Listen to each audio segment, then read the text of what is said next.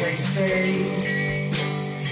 Hi, I'm Mike Miller. Hope you're having a great day. Thanks so much for watching.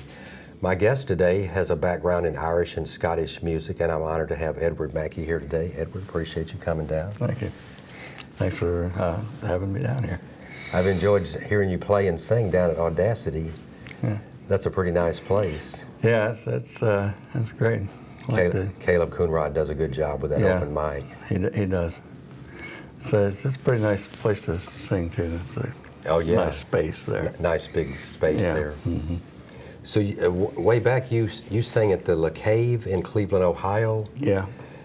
There was a lot of political activity going on, I guess, or the reflections of political activity going on. Yeah, this was probably a little earlier than we got really political. It was when the first coffee house had opened in Cleveland. Really? And I heard about it, and I went down there, and they had an open mic. So I played, and I was one of the few at the open mic that could actually play and sing at the same time. Yeah. And knew more than one song because I'd been learning folk songs for years. Yeah. And so they asked me to start coming in on Friday and Saturday night and open for the main act that they had, the headliner. So I did that for a year and a half. That's pretty good. That's before you went to the service. You were in the Air Force. So. Yeah. I would have liked to stay and keep doing that forever, but I just got out of school for computer programming, and I really didn't want to lose that. I wanted to get a computer programming job at every place I went, and applied for a job. They said, "Well, you're going to be drafted any day now.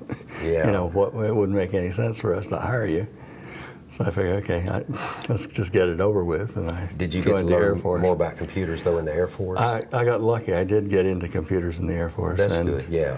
Actually worked on some stuff that was advanced from what I had studied. Did after I got back out in civilian life. They were a little bit behind in the civilian world. Yeah, you had aptitude for that, yeah. Yeah.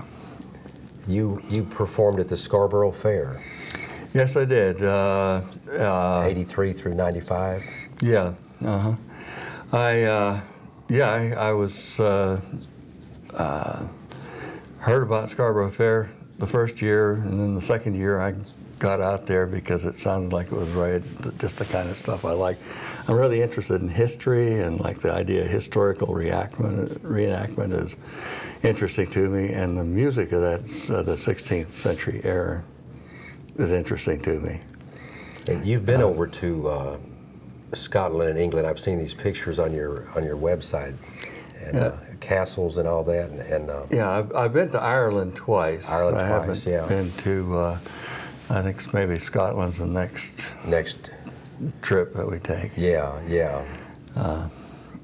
Those are some really nice pictures that you have out there. I saw somewhere the various castles, the Spence Castle, or is that a song? Oh, Sir Patrick Spence, is an old song from that era or earlier. Yeah. And the castle was just castle was just a picture that I picked up off the internet. Because when you put a song out on the internet, you have to have a video, you have to have something, a picture of some sort. Yeah. So I just put that out there to. But we do have lots of pictures of castles. We saw all the castles in Ireland, and we saw several castles in Germany, and we like that sort of thing. I remember seeing that, yeah. I've never been to Europe, so it's interesting to me. I noticed you do a lot of songs that were written like in 1914 and 1916. The Great War, is that an album actually? Or? The Great War was an idea that I had for an album, and I thought, I'd just put out the songs or start collecting the songs that I would put on an album. The album thing sort of hasn't happened yet. The problem with putting out a real commercial album is I don't have anybody that's going to buy enough of those to make my money back. So I had to think about actually doing that. We all have that dilemma, I think. But yeah, just the last few years because it's the 100th anniversary of the World War I. Yeah. I've just been thinking about World War I a lot, and and remembering the songs that I know about. Was there an event that took place on Easter?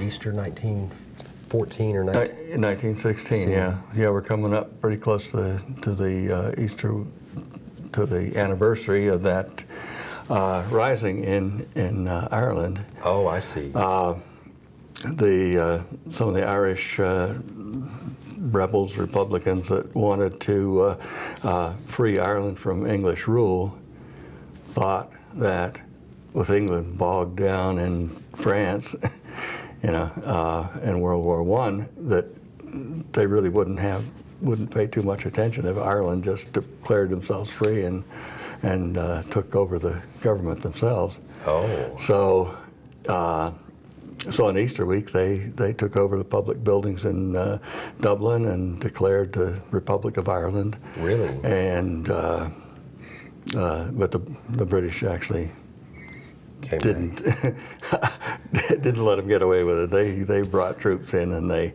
took them a week to crush that rebellion. Really? Yeah, and then they rounded up everybody that wasn't dead and tried them for treason, and started executing them within like a couple of weeks. Oh, really? Yeah. Yeah. So,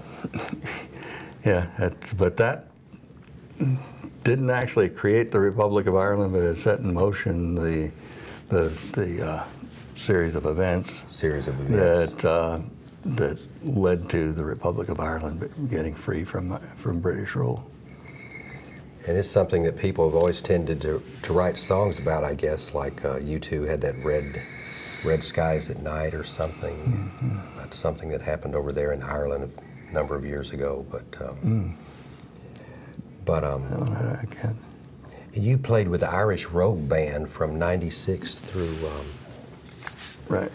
Through 2010, I think it was. 2010. Yeah. Was that around here in this area? Yeah, the Irish Rogues is a band, a Dallas band that has been around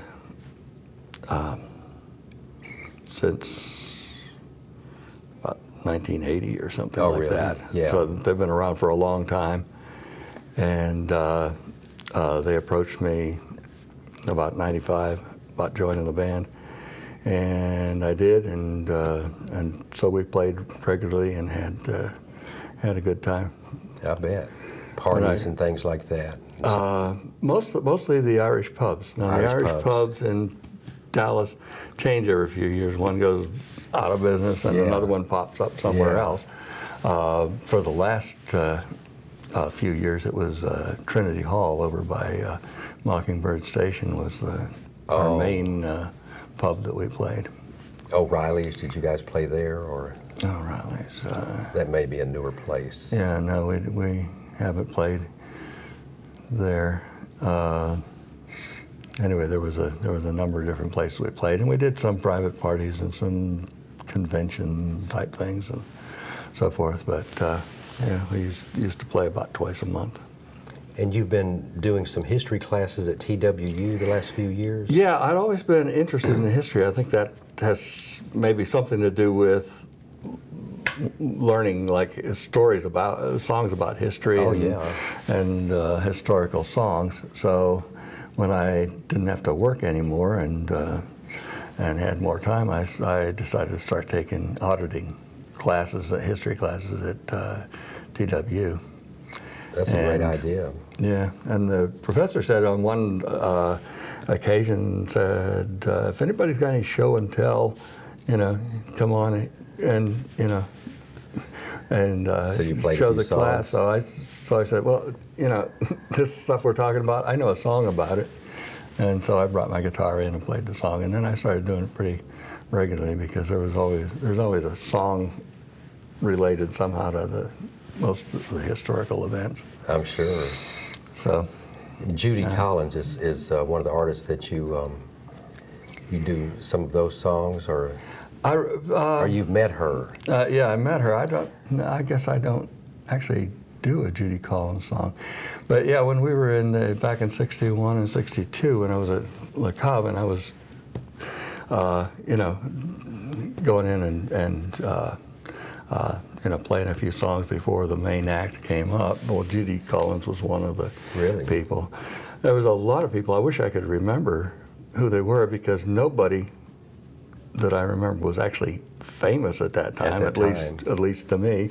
It's before she started having records out. Yeah. So I don't know if very many people that played there had actually produced an album yet. So I didn't know who Judy Collins was, but I heard her sing, and I said, "Wow, she's great." But then there were a lot of people that I thought were great, and I didn't see them on the TV or hear them on the radio, you know, so I thought, you know, this is a different culture, right? Anyway, so I think she was there for a couple of weeks or something, and I was like playing a few songs before she got up and sang. And Arlo Guthrie as well? Yeah, I met, to go back to Judy Collins, one night I was singing Farewell to Tarwathie, and I looked down, and Judy Collins is sitting right there in the table in the front, and she just fixed on me, you know. Really? Yeah, she just, and you know, I'm wondering, wow, am I really good or really bad? Why is she, you know, so focused on me? And then I got down off the stage. She called me over the table and said, "Where did you get that song?" You know, and I told her I'd learned it from Ewan McCall, and then she put that song on her album Whales and Nightingales. Oh, really? A few years later. Yeah, she was moved by that. Yeah. So I guess the first time you ever heard that song was from me. Yeah, it was a pretty big hit for her. I've heard of her. I'm not too familiar with her music, but I guess she has several albums out by now. And yeah, she was pretty big in the folk music. And Arlo Guthrie, I've seen that movie about Alice's Restaurant. I thought that was pretty good. Yeah, again, like, and this was a few years later. This was actually, I think, as soon as I got out of the Air Force and went back. Yeah. And Arlo was playing, and that's the first time I had heard of Arlo Guthrie, because I was kind of a Woody Guthrie fan, and I knew he had a son named Arlo, but I didn't know that he was a musician. Yeah. And so when they said Arlo Guthrie, I said, "I bet that's Woody Guthrie's son. Let's see what he can do. You know, go listen to some Woody Guthrie songs." Well, he didn't sing any Woody Guthrie songs. He sang all his own stuff. Really? But that's the first time I heard Alice's Restaurant was live, you know, and I'm sitting here and he's right in front of me on the stage, you know. Way before they ever made that movie. Oh, yeah. Yeah. Yeah, I think at that time he had just written that song. And oh, really? And so it, you know, I hadn't, like I said, I hadn't heard it on the radio or anything like that before I saw him sing it. Well, you've had an interesting life with, and Copper Kettle, that's a song name? Yeah. Okay. Yeah. I enjoyed those videos with you and the flute player. Yeah, that's my son, Jake. Your son, yeah. Y'all sound really good. Thank you. I hope you'll keep making some more videos like that as time goes on. My son's working on his BSN nursing degree in Albuquerque. Oh, really? So when he's rarely get to see him anymore. But and we really enjoyed playing music together. I'm sure. And your daughter sings? Yeah, Julia has a wonderful singing voice. She doesn't play an instrument. I've heard her sing with you down there. Yeah, and my youngest daughter, Molly, she plays the guitar and sings. And really? She plays the clarinet and the fiddle. And, oh, is that right? Yeah, it was interesting with the guitar because you know, there was always guitars laying all over the house all the time, and I was playing it all the time, and she never showed a bit of interest. She went away to college. First trip home, she said, "Dad, can I borrow a guitar?" It seemed like there was some guy at back at the college was teaching her to play the guitar. And, That's good. And the next time she came back, she was playing and singing at the same time. That's great. You know, I know that was a good doing feeling. Popular songs, and so yeah, that was kind of neat. So I'm probably going to bring her to an open mic sometime. That'd be good. When she's home, of course, she's up in OU. Oh, really? Yeah. Yeah, right now. Well, Edward, I appreciate you coming down, and I'm going to get out of the way and let you play some songs for us. And you guys stay tuned to check out Edward playing some Irish music. And thank you so much for watching. Have a great day.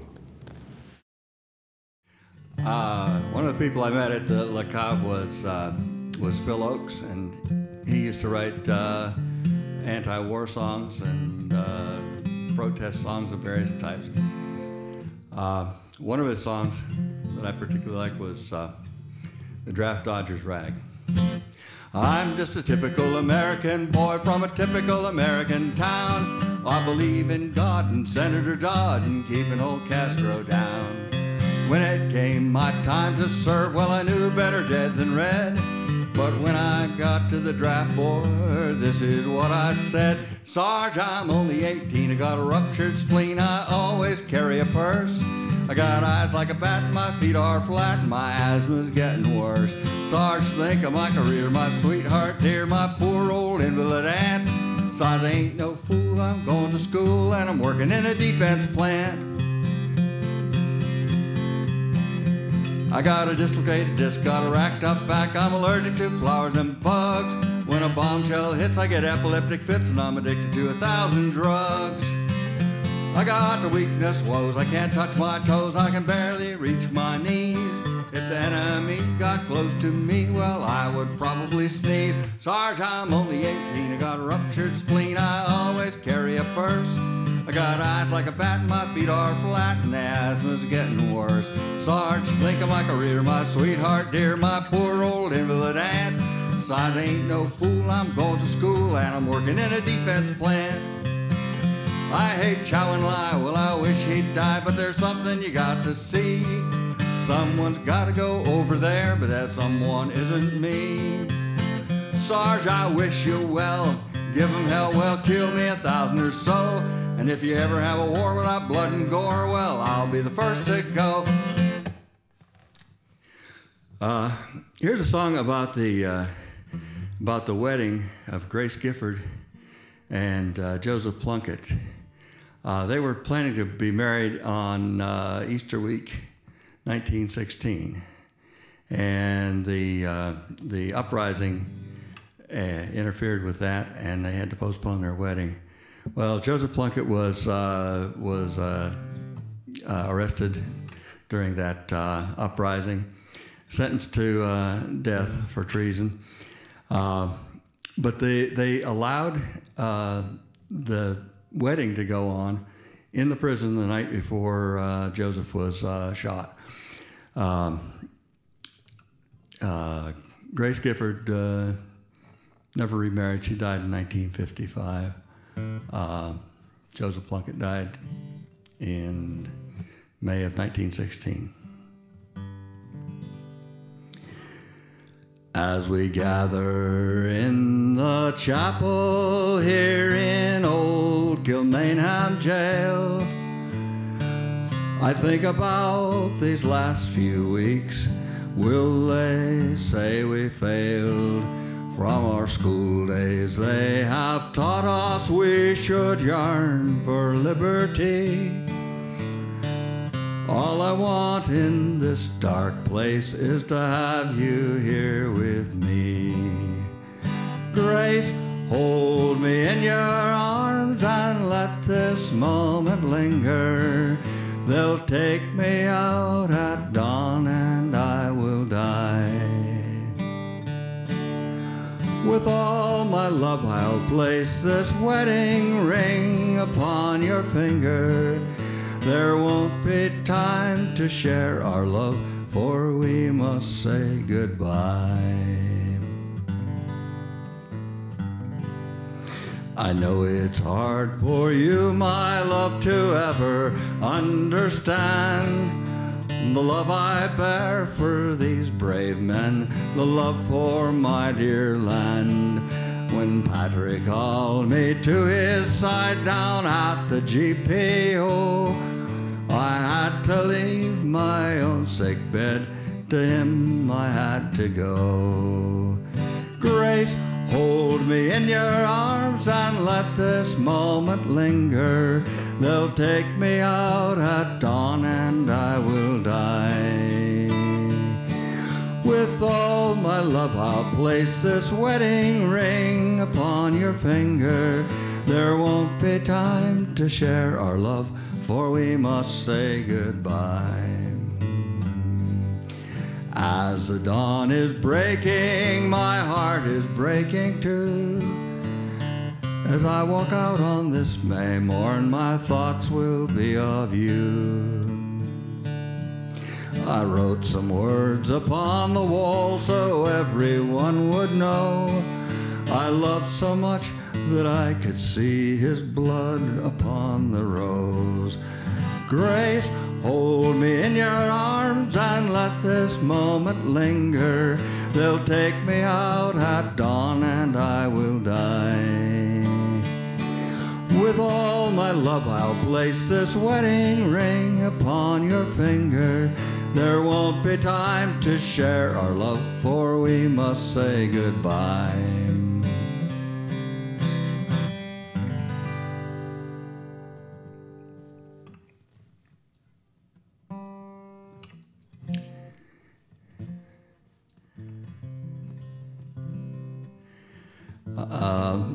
All right, we usually have songwriters in this show, I guess, and so I wrote a few songs when I was a teenager, not very memorable. In fact, there's only one that I do remember, but I thought I'd throw it in here just to show you I'm a songwriter too. I wrote this song the very day that I got expelled from high school.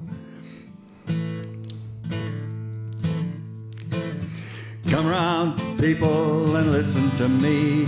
I'll tell you of the sad history of a bold, bad man we can't have around. He smoked a cigarette on the schoolyard ground. Half an hour before school began, he smoked a cigarette and the teacher run him in. Says, here we have a bold, bad man. Well, I caught him outside with a smoke in his hand.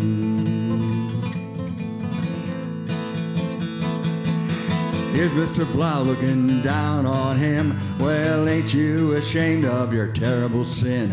Well, I know you are a bold, bad fool, and I can't do nothing but expel you from school. 6 more weeks in the senior A, when he got the news that fateful day, he says, see here, boy, we can't have you around, 'cause you smoked a cigarette on the schoolyard ground. Come around, people, and listen to me. I'll tell you of the sad history of a bold, bad man we can't have around. He smoked a cigarette on the schoolyard ground.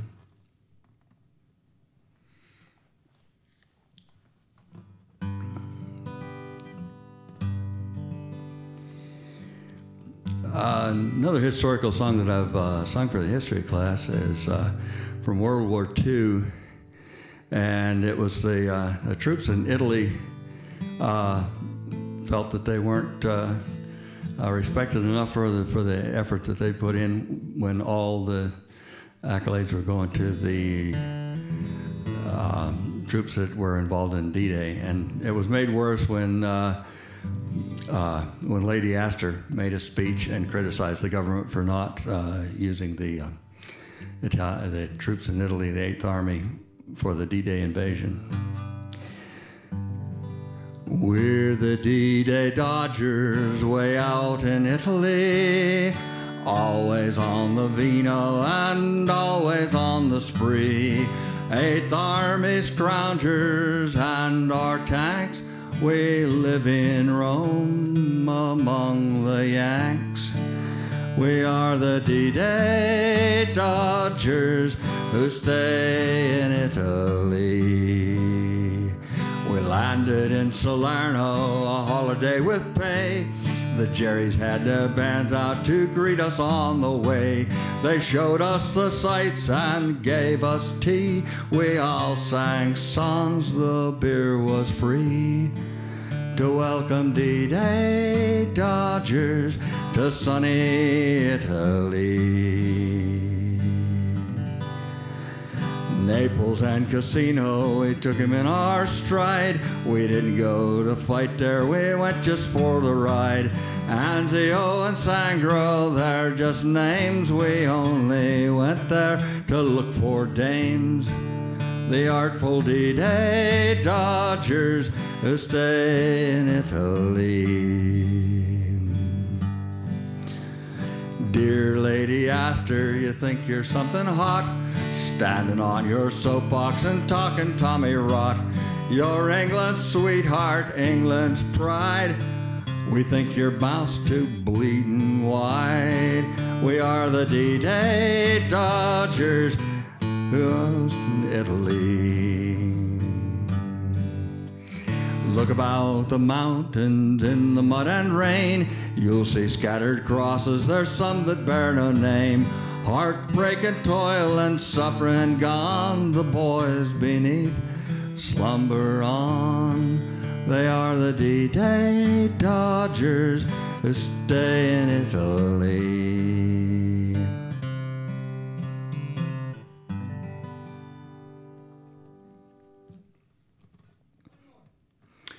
Okay, here's a song from the 1940s. It was written for Bing Crosby. I don't sound much like Bing Crosby, but here goes.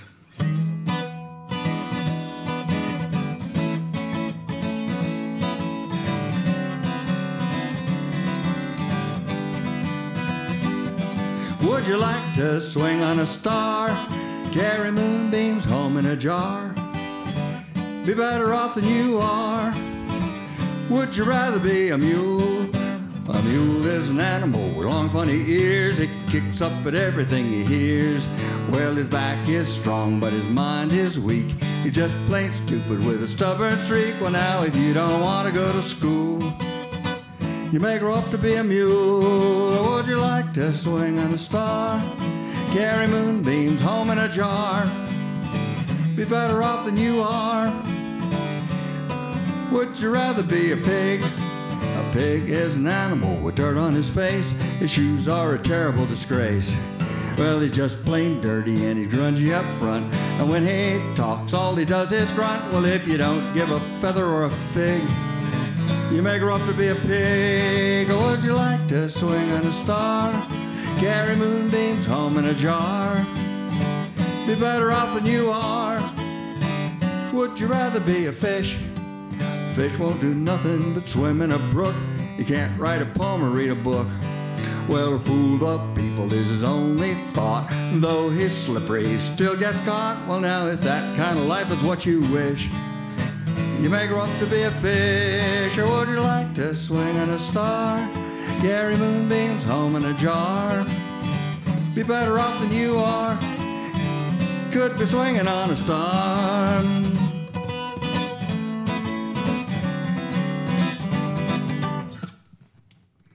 Thank you.